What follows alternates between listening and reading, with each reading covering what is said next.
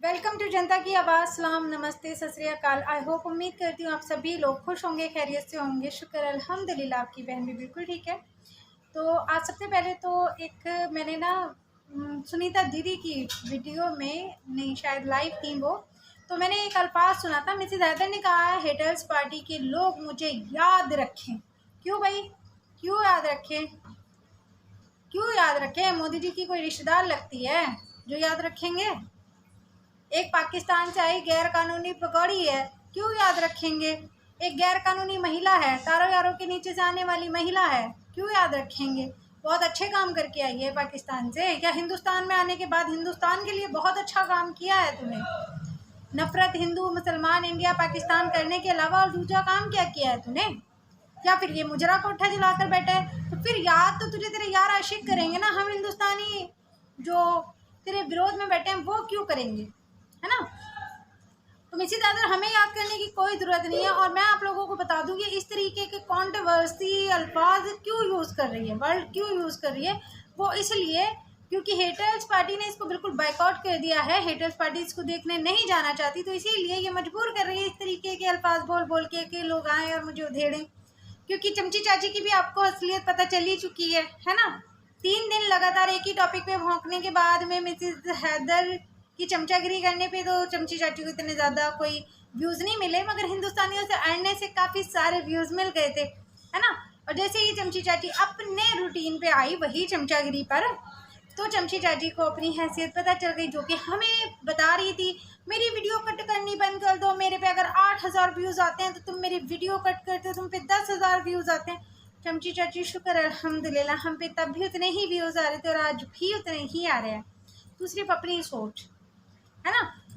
तो उसी तरह से अब मिसेज हैदर को भी खतरा हो रहा है कि अगर हेटर्स पार्टी ने बाइकआउट कर दिया, ये यार जो मैं 20 लाख 25 लाख 21 लाख के दावे बांधती हूँ ना, ये तो सब भीख में मांगे हुए हैं, है ना? सभाओं में अनाउंसमेंट कर करके, हाँ जी कि पाकिस्तानी महिला है, गैर कानूनी आई है, तारों यारों के नीचे से आई है, इसको सब्सक्राइब कर दो, है ना? तो ये तो भीख में मांगे हुए चंद सब्सक्राइबर हैं। तो वो आते थोड़ी ना है, उन्होंने तो बस बाबा जी के कहने पर एक बार बटन दबा दिया, सब्सक्राइब कर दिया, चलो दफा। ऐसी औरतों को कौन देखता है? तो अब मिसेज हैदर की रोजी रोटी तो चलती है हेटर्स से। अगर हेटर्स ट्रोल नहीं करेंगे, हेटर्स मिसेज हैदर पे वीडियो नहीं बनाएंगे, तो वीडियो को हाई बूस्ट कैसे मिलेगा, रैंकिंग में चैनल कैसे जाएगा? मिसेज हैदर को अगर कमेंट में गालियाँ नहीं पड़ेंगी तो कमेंट कौन करेगा? तो इसीलिए ये मिसेज हैदर इस तरीके के कंट्रोवर्सी वाले ना वर्ड यूज़ कर रही है ताकि लोग इसको ट्रोल करें। पर मैंने आप लोगों से क्या कहा है, दिमाग बिल्कुल रिलैक्स कर लो। नहीं जाना तो नहीं जाना, हमने जाना ही नहीं है, हमारी बला से। मैंने कहा था ना कि चमची चाची, अब तू सड़कों पर नाच, तू कोठों पे नाच, तू कपड़े पहन कर नाच, तू कपड़े उतार के नाच, तू बटन खोल के नाच या साड़ी के पल्लू हटा कर नाच। हेटर्स पार्टी का कोई भी भाई बहन तेरी वीडियो से कट नहीं करेगा। तो वैसे ही मैं चमची चाची के लिए जब बोला, अपने देश की चमची चाची के लिए बोला, तो वैसा ही मैं मिसेज हैदर पाकिस्तानी गैर कानूनी महिला के लिए बोल रही हूँ कि अब वो कितनी भी कंट्रोवर्सी फैलाए, हमने सिर्फ दूसरे जो हमारे हिंदुस्तानी चैनल है ना, उनसे जाकर वीडियो कट करनी है, मिसेज हैदर से नहीं करनी है। क्यों नहीं करनी है? क्योंकि वो कहती है ना, हम उसके नाम से खाते हैं। उसको ये बताना है कि कौन किसके नाम से खाता है ना? कि अगर हेटर्स ने उसको ट्रोल करना ना शुरू किया होता, तो जो वो एक स्टारडम लेकर बैठी थी ना यारों को, वो स्टारडम उसको नहीं मिलता। क्योंकि आप हो, मैं हो, मिसेज हैदर हो, कोई भी हो, अगर यूट्यूब पर बैठा है, जिसके ऊपर जितने ज़्यादा चर्चा होंगे वो उतना ही ट्रेंड में जाएगा। आज हम मिसेज हैदर के खिलाफ बैठे हैं क्योंकि वो एक गैर कानूनी महिला है, हो सकता है कल कोई हमारे भी खिलाफ बैठ जाए, है ना? हम तो खैर गैर कानूनी नहीं है भैया, हम तो हिंदुस्तानी हैं, और अपने हिंदुस्तान को छोड़कर हमने जाना भी कहीं नहीं है। हमने तो यहीं जीना है, यहीं मरना है, यहीं खप जाना है ना? तो हमने तो नहीं जाना अपना हिंदुस्तान छोड़ के। मगर फिर भी विरोधी तो जिस तरीके से हम सीमा गुलाम हैदर के, वैसे कोई हमारा भी बन सकता है ना? तो जितना जिस पे बात होगी वो उतना ही ट्रेंड में आता है, बस इतना याद रखो। और हमने मिसेज हैदर को ट्रेंड में नहीं देना, बहुत ट्रेंड चला दिया उसका। अब उन्हें ना उनकी हैसियत बतानी है कि एक लपू झप्पू सड़क छाप की कितनी हैसियत है, रामू की मिसेज हैदर के जो बिस्तर झाड़ता है, जो अलमारियाँ सेट करता है, उसकी कितनी हैसियत है ना? और एक चीज़ कि हमारे देश में एक लड़की, नाम याद नहीं है ना? तो वो एक यूट्यूबर है, इंडियन यूट्यूबर है, और उसके बारे में जानकारी ये निकल रही है कि वो पाकिस्तानियों की एजेंट है। तो अब पाकिस्तानी गैर कानूनी महिला पर हम कैसे भरोसा कर सकते हैं? अगर उस पर इतनी कड़ी जांच बिठाई गई है, कड़ी कार्रवाई करी जा रही है, मैं ये नहीं कहती नहीं करो, करो भैया, जो भी हमारे देश के हित में दिखाई देता हो ना खतरा है, उस हर इंसान पे कार्रवाई करो। पर जिस तरीके से हर इंसान पे कार्रवाई हो रही है, जो पाकिस्तानी हो वो डिपोर्ट होंगे, जो इंडियन हो वो रोक लिए जाएंगे, जो इंडिया में रहते हुए इंडिया से गद्दारी कर रहे हैं उन पे कार्यवाही होगी, तो उसी तरह से थोड़ी सी कार्रवाई ना मिसेस सीमा गुलाम हैदर पे भी कर लो। वो भी गैर कानूनी तरीके से आई है, कोई मोदी जी योगी जी डोली थोड़ी ना लेकर गए थे, भगौड़ी डोली कि गुलाम हैदर से तलाक दिलवाया, फिर ये 4 बच्चे लिए, गाड़ी में बिठाया और खुद लेके आए हो।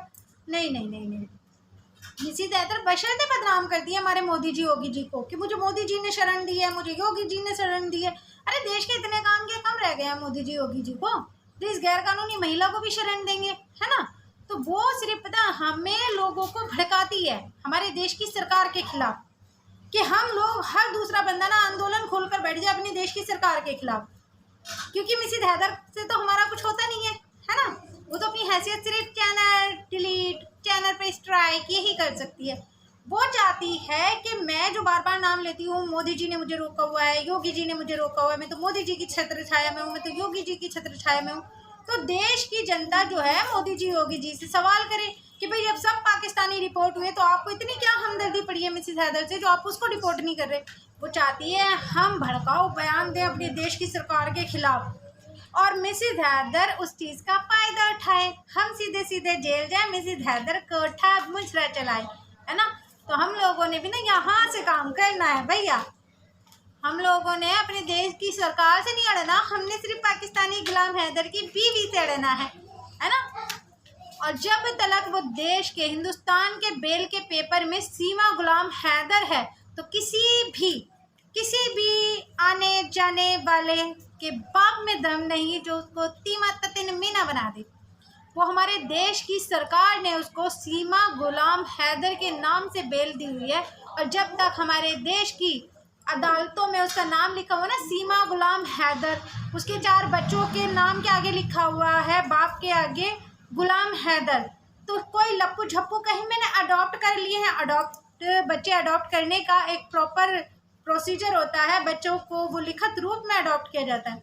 अकेली माँ अपनी ये कहे मैं भाग कर आ गई हूँ, मैंने एक यार पकड़ लिया है तो मेरे बच्चों का भी धर्म परिवर्तन ऑटोमेटिकली हो गया, तो ऐसा नहीं होता, ऐसा नहीं होता मिसेस हैदर। ये जो तुम गुहार लगाती ना मैं योगी जी की छत्र छाया में हूँ, तो योगी जी का ही ये कानून है, तो मिसेस हैदर योगी जी का ही ये कानून है कि कोई भी इंसान हिंदू हो या मुसलमान अगर धर्म परिवर्तन करेगा तो उसे कोर्ट के थ्रू धर्म परिवर्तन करना पड़ेगा, उसे एक याचिका डालनी पड़ेगी। जिस तरीके से कोर्ट मैरिज की याचिका डालनी पड़ती है ना, उसी तरह से 1 महीने पहले उसे कोर्ट में ये याचिका डालनी पड़ेगी कि वो धर्म परिवर्तन करना चाहता है, और अगर कोई भी समुदाय, कोई भी इंसान, फैमिली मेंबर उसके खिलाफ एक्शन लेना चाहता हो तो इस बीच में वो ले सकता है। तो मिसेस हैदर तुम्हारे पास कोई डॉक्यूमेंट्स नहीं है कि तुमने धर्म परिवर्तन कर लिया, 4